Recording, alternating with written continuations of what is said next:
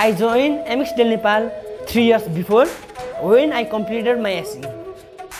I am currently working as a messenger in Citizens Bank. I started working from a very young age with my brother in his garage, and I was interested in bikes and vehicles. But with time, I realized that I want to be business, so I started bachelor's in business studies. It is a 4 year course and I am currently in my first years. I am very thankful for your support. For now, my goal is to complete my bachelor's with good grades and find a good internship in a well-known organization. Thank you.